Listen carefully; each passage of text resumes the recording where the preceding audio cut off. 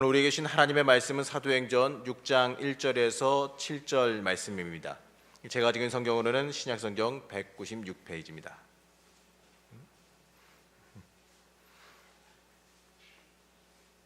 사도행전 6장 1절에서 7절 말씀 저와 같이 한 절 한 절 나누어서 교독하시겠습니다. 제가 먼저 봉독하겠습니다.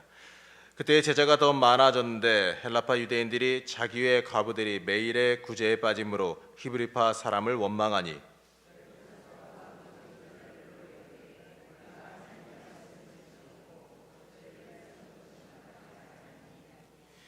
형제들아 너희 가운데서 성령과 지혜가 충만하여 칭찬받는 사람 7을 택하라. 우리가 이 일을 그들에게 맡기고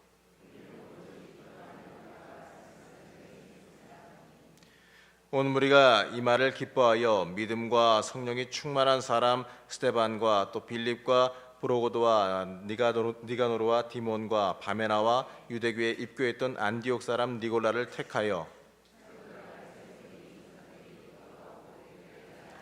함께 봉독합니다. 하나님의 말씀이 점점 왕성하여 예루살렘에 있는 청지수장의 수가 더 심히 많아지고 허다한 제사장의 무리도 이 도에 복종하니라. 아멘. 담임 목사님께서 구제에 열심이었던 초대교회 7 집사처럼 이라는 제목으로 말씀 전하실 때에 많은 은혜 받으시기 바랍니다. 둘째 날 새벽을 믿음으로 깨운 우리 사랑하는 성도님들에게 하나님께서 열어주시는 은혜가 가득하시기를 주님의 이름으로 축복합니다. 특별히 오늘 둘째 날 말씀은 오늘 읽은 것처럼 특별히 5절 말씀 한번 보세요. 사람들의 이름이 다 기록되어져 있죠. 초대교회에 세워졌던 7 집사의 이름이 기록되어져 있는데 한 분 한 분이 하나님이 기억하실 만한 이름 되기를 바랍니다. 우리 성도들도 그런 성도 되었으면 좋겠다라는 마음으로 오늘 말씀 나눕니다. 초대교회에는 좋은 일꾼들이 있었습니다.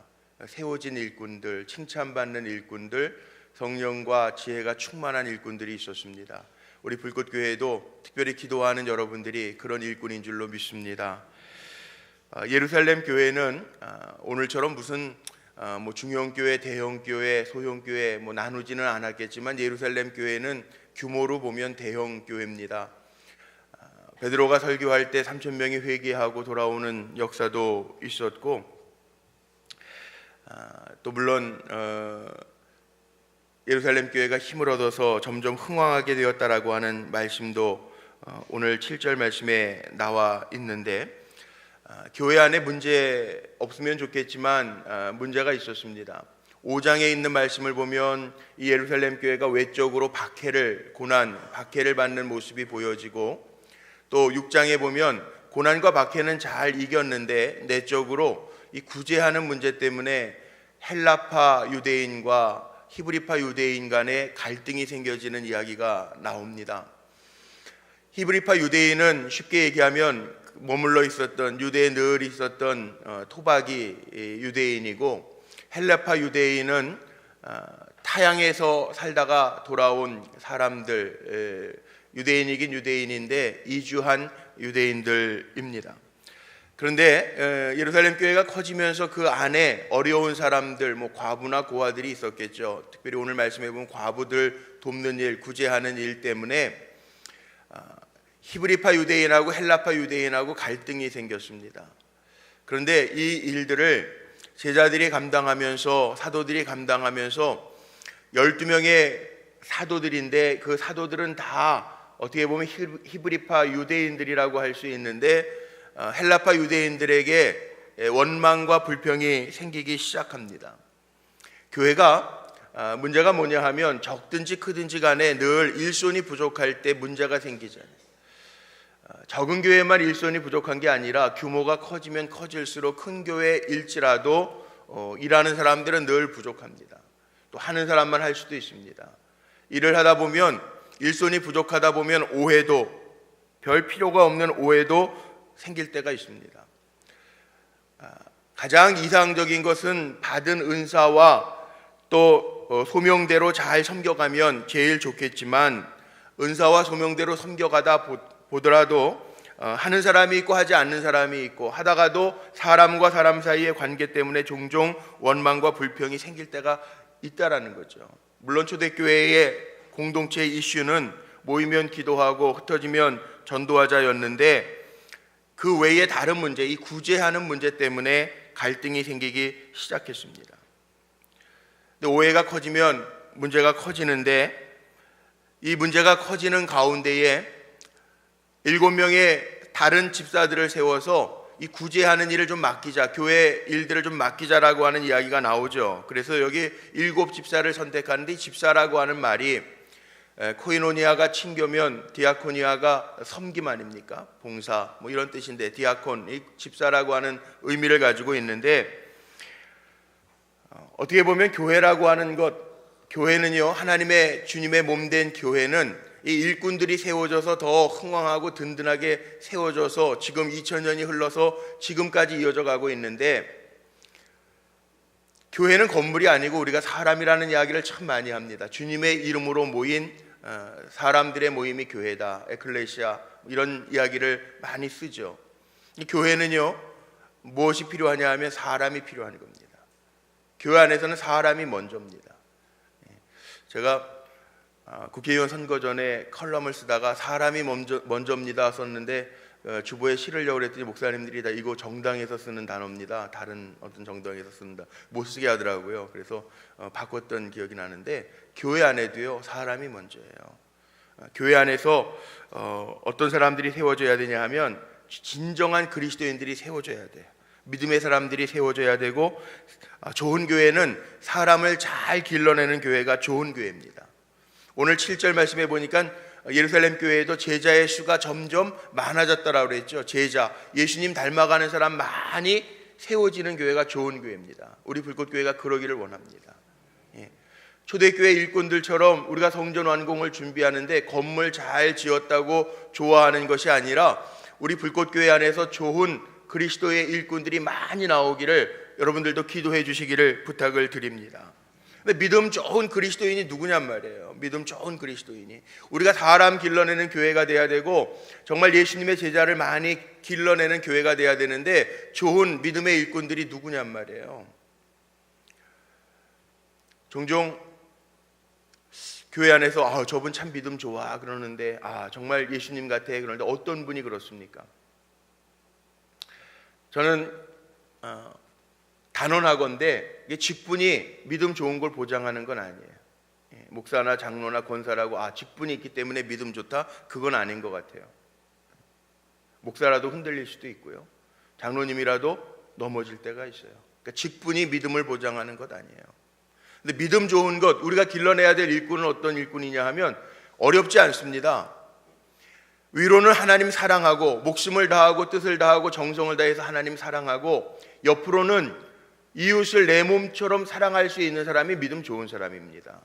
하나님과의 관계만 좋다고 끝이 아니고, 이웃과의 관계, 사람과의 관계, 사람을 귀하게 여기고 사람을 사랑할 줄 아는 사람, 내 몸처럼 사랑할 줄 아는 사람이 믿음 좋은 사람입니다. 그러니까 우리의 눈을 열어서 잘 분별해야 돼요. 하나님 사랑하고 이웃을 내 몸처럼 사랑하는 사람이구나. 그게 믿음 좋은 거죠. 우리 불꽃교회 성도님들은 다 이런 분들 되시기를 바랍니다. 하나님도 사랑하고 내 옆에 있는 이웃도 내 몸처럼 사랑할 수 있는 사람, 이것이 예수 잘 믿는 사람들의 모습이라는 거죠. 그러니까 하나님만 사랑하고 이웃과의 관계가 엉망인 사람들도 간혹 있어요. 많지는 않지만 잘못된 겁니다. 우리 불꽃교회가 이렇게 잘 세워져서 성도님들이 제자의 수가 늘어나되, 정말 사람들이 인정할 만한 제자들, 하나님 사랑하고 이웃을 사랑할 수 있는 제자들이 많아지는 교회다운 교회가 되기를 간절히 소망합니다. 오늘 일꾼들 세우는데, 믿음의 본이 될 만한 일꾼들을 세웠는데 그 뽑는 기준이 3절 말씀에 나옵니다. 한번 3절 말씀 다시 한번 좀 읽어보죠. 3절 말씀에 아주 중요한 것들이 다 나옵니다. 3절 우리 큰 목소리로 같이 한번 읽어보죠. 형제들아, 너희 가운데에서 성령과 지혜가 충만하여 칭찬받는 사람 7을 택하라. 우리가 이 일을 그들에게 맡기고. 여기 일꾼들을 세웠는데 첫 번째 기준이 성령 충만한 사람, 3절에 나와 있는 것처럼 성령 충만한 사람. 교회는요 영적인 공동체이기 때문에 학교나 회사나 무슨 군대나 아니면 다른 사조직과는 다릅니다. 영적인 공동체는 영적으로 섬겨야 하며 그래서 성령이 충만해야 됩니다. 사람이요 뭘 생각하느냐에 따라서 그 방향으로 가요. 돈만 생각하는 사람은요 모든 게 계산하는데 돈입니다. 뭘 생각하느냐에 따라서 그 방향으로 가게 돼 있어요. 우리는 하나님의 사람이고 영적인 공동체이기 때문에 하나님의 영으로 충만해야 넘어지지 않을 수 있어요. 마귀의 유혹에도 끌리지 않을 수도 있어요. 어떤 일꾼들이 되어야 되느냐? 영적인 공동체를 섬기기 때문에 하나님의 영을 충만하게 받아서 하나님의 원하시는 게 무엇인지, 하나님이 어떻게 역사하시는지 내 능력과 내 재주와 내 실력이 아니라 성령의 인도하심을 따라 하나님과 이웃과 가정과 옆에 있는 믿음의 동료들을 잘 섬기고 하나님의 영에 따라 움직일 수 있는 사람이 교회에는 필요하다는 거죠.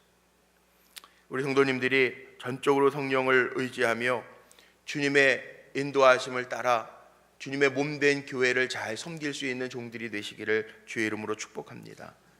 또 지혜가 충만한 사람의 가치가요, 성령 충만과 지혜 충만이 같이 가는 것 같아요. 성령과 지혜가 충만한 사람 이렇게 표현되어 있죠. 지혜는 성령의 영이기 때문에 그래요. 그래서 지혜가 없다고 하는 사람은 하나님께 구하라 그래요. 꾸짖지 아니하시고 후히 주시는 하나님께 구하라. 특별 새벽기도회 시작하기 전까지 열왕기 상에 있는 말씀 읽다가 잠깐 중지하고 우리 한 주간 여리고 특별 기도회 제단을 쌓는데, 열왕기 3장 말씀에 보면 솔로몬이 하나님 앞에 내가 너에게 무엇을 줄고 구하라 이렇게 하나님 말씀하시니까 일천번제를 쌓는 가운데 내게 지혜가 필요합니다. 나는 어린아이와 같습니다. 솔로몬이 그렇게 얘기하는데, 그 솔로몬이 구하는 게 하나님의 마음에 합해서 지혜뿐만이 아니고 부귀와 영광까지도 솔로몬에게 주셨다라고 하는 말씀이 열왕기상 3장 13절의 말씀이에요. 하나님 앞에 구하는 것 한 가지 잘 구해도 부귀와 영광까지 하나님이 다 허락하시더라고요. 그 모습을 보면서 우리가 깨달아야 될 것도 있죠. 오늘도 기도하시면서요, 성전 완공을 우리가 준비하면서 우리 마음속에, 우리의 입술 속에 담겨져야 할 기도가 있는데, 하나님 지혜로운 목사가 되게 하세요. 하나님 지혜로운 장로, 권사, 집사가 되게 하세요. 하나님 내가 지혜로운 하나님 사람 되게 해주세요. 그렇게 기도하시기를 바랍니다. 지혜로운 일꾼이 필요합니다. 사업을 하실 때에도 마찬가지고, 또 직장 생활을 하시거나 선생님들도 여기에 계시고 자녀들도 있는데 지혜로운 자가 되게 하옵소서. 기도하면서 하나님 주시는 지혜를 풍성하게 얻게 되시기를 바랍니다. 또 하나는요, 칭찬을 받는 사람입니다. 성령 충만하여 성령의 도움으로 언행도 지혜롭게 잘하고 그래서 사람들에게 칭찬을 받는 사람이라는, 칭찬받는 사람. 우리 불꽃교회 안에 어떤 사람들이 많아져야 되냐면 칭찬받는 사람들이 많아져야 돼. 칭찬받지 못하면 사람들이 외롭더라고요. 그러나 누가 격려해주고 칭찬해주면 참 좋더라고요. 사람을 세우는 데도 격려와 칭찬이 그래서 필요하다라고 이야기하잖아요. 우리 교회에는 칭찬받는 일꾼들이 많아졌으면 좋겠어요. 그리고 또 있습니다. 여기 오늘 말씀해 보니까 택하래요. 성령과 지혜가 충만하고 칭찬받을 만한 사람을 택하라 그래. 택하라. 이 택하라라고 하는 의미를 살펴보니까 가히 추천할 만한 사람이 되라는 거예요. 추천할 만한 사람이 되. 보면 이런 사람들이 있죠. 무슨 일에 사람이 필요하다고 할 때 그 사람 믿을 만한 사람이야. 그리고 추천해 줄 만한 사람이 있어요. 추천해 줄 만한 사람. 권할 수 있는 사람이 있단 말이에요. 어떤 일이 있을 때 그 사람은 안 돼. 못 믿어. 이런 사람이 있어요. 어떤 사람이 세워졌냐 하면 사도들이 사람들을 정하는데 7 집사를 정하는데 택하라. 이 택하라라고 하는 의미는 추천할 만한 사람이 되라는 거예요. 일꾼으로 세워질 만한 사람이 되라는 거예요. 여기 오늘 기도하는 모든 성도님들이 다른 사람들의 입술을 통해서 권하여 추천할 만한 사람들 되시기를 주님의 이름으로 축복합니다. 그리고 그런 사람들에게 맡기라고 그랬죠. 맡기는 거는 책임감을 이야기합니다. 예수님도 작은 일에 충성한 자에게 큰 일도 맡기신다고 그랬어요. 맡길 만한 사람이 되어지라는 거죠. 요셉은 바로 왕 앞에서 꿈 해석뿐만 아니라 미래를 준비하게 합니다.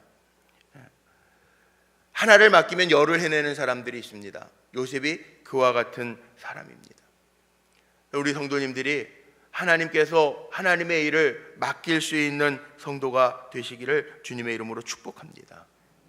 이걸로 끝났는 줄 알았는데 5절 말씀 보니까요, 5절 말씀에 보면 믿음과 성령이 충만한 사람이라고 또 표현되어 있어요. 믿음이 충만한 사람, 믿음과 성령이 충만한 사람이라고 기록되어져 있죠. 믿음이 있는 사람이 하나님의 일을 하더라고요. 어제도 말씀드렸지만 교회 안에도요, 두 부류의 사람이 있어요.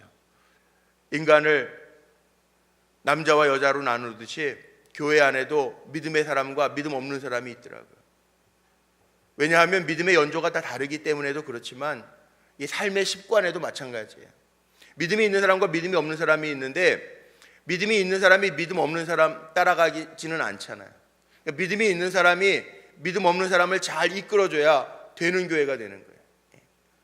그 믿음이 충만한 사람을 택하여 쓰는 거죠. 우리 불꽃교회는 믿음의 사람들이 많아지는 교회 되기를 간절히 소망합니다. 근데 여기에서 끝나지 아니하고 제가 지금부터 말씀드리려고 하는 게, 일꾼들을 이렇게 세워서 7 집사의 이름이 기록이 되어져 있는데, 이런 초대교회 구제하고 섬기는 집사들처럼이라고 하는 제목을 잡았던 이유는, 그런 교회가 어떤 결과가 있는지 한번 보세요. 오늘 말씀 속에 보면 두 가지 결과가 있습니다. 5절 말씀 보세요. 5절 말씀에 보니까 온 무리가 이 말을 기뻐하여, 사람들이 좋아합니다. 좋은 일꾼들이 많은 교회는요, 사람들이 기뻐하게 돼 있어. 우리 불꽃교회는 뭐 본당 완공뿐만 아니라 늘 그래 왔던 것처럼 앞으로도 그래야 되는데, 사람들로 인하여 기뻐할 수 있는, 일꾼들로 인하여 기뻐할 수 있는 교회가 되기를 간절히 소망합니다. 여기 계신 한 분 한 분이요, 그러면 될 것 같아요. 우리 1부나 2부나 새벽에 이렇게 나오셔서 기도하시는 분들이 300명이 훨씬 넘는데, 이렇게 기도하시는 300명 넘는 분들이요, 좋은 일꾼들 돼가지고 열심히 섬겨가면 다른 분들이 우리를 통하여 기뻐하게 될 거예요. 기뻐하게 되면서 우리 불꽃교회가 하나님의 역사하시는 교회로 소문나게 될 것이고, 소문나게 되면서 성령의 역사는 점점 더 커지게 될 줄로 믿습니다. 7 집사와 같이 잘 섬기면 그 공동체 안에는 온 무리가 기뻐하는 기쁨이 충만했다라는. 두 번째 결과, 마지막 결과가 있습니다. 7절 말씀 한번 같이 읽어볼까요? 7절 시작. 하나님의 말씀이 점점 왕성하여 예루살렘에 있는 제자의 수가 더 심히 많아지고, 허다한 제사장의 무리도 이 도에 복종하니라. 아멘. 교회가 성장하죠. 성령 충만하여 섬기는 자들과 영적인 자질을 가진 사람들 때문에 예루살렘 교회의 제자의 수가 더하여져 가는, 교인들이 기뻐하고 믿는 자들이 늘어나는 교회 부흥을 이루었다는 거죠. 일꾼들 때문에. 어떤 일꾼들이 많아야 되느냐? 좋은 일꾼들은 기억하시죠? 하나님을 사랑하고 이웃을 사랑하는 일꾼들. 제가 기도하는 것 중에 우리 성도님들한테 제가 선포하고 기도하는 게 있어요. 우리가 나누고도 베풀고도 나눔이 있는 큰 축복을 받는 교회 성도가 되게 저는 기도하는데요. 우리 교육자들하고 회의할 때마다 잠언을 한 장씩 읽어가요. 잠언 말씀 한번 좀 찾아보죠. 잠언 11장 좀 한번 열어보세요. 잠언 11장 24절 25절 좀 한번 열어보십시오. 구약성경 922쪽에 있네요.